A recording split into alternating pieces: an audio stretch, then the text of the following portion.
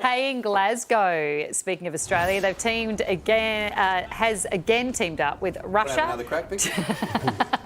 Okay, let's do that again, shall we? Reset and go.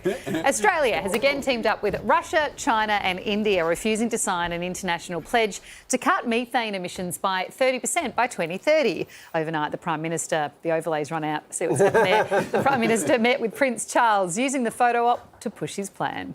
Now we've committed to net zero by 2050. Australia's done that here at COP26, doubled our climate finance commitments, and we're working very close with our Pacific family. Charles is thinking, oh, I'm okay with them becoming a republic right now. It comes as a new report shows Australia has more than 100 fossil fuel developments in the pipeline that could result in nearly 1.7 billion tonnes of greenhouse gases a year, equivalent to 5% of global industrial emissions. Tzeporah Berman is in Glasgow as chair of a global initiative to phase out fossil fuels and joins us now. Tzeporah, as we just heard, we learned today that Australia has more than 100 fossil fuel developments in the pipeline. We should point out not all of those will be built, but how worrying is that figure?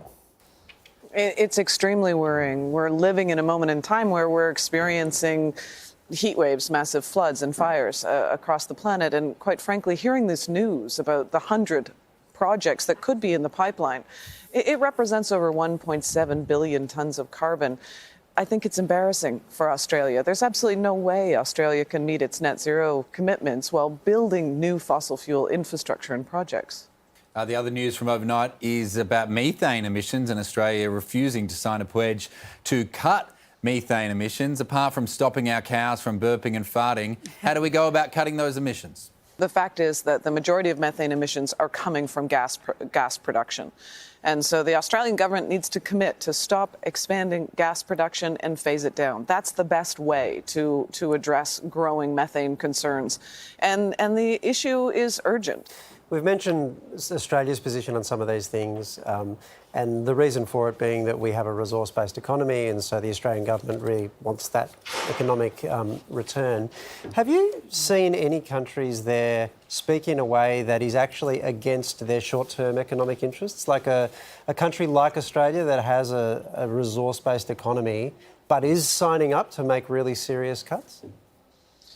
Yes, we've seen a number of countries now start to collaborate in what's being called the Beyond Oil and Gas Alliance. So Denmark, Costa Rica, other countries will announce this week that they're joining that Beyond Oil and Gas Alliance and that they're going to stop oil and gas expansion.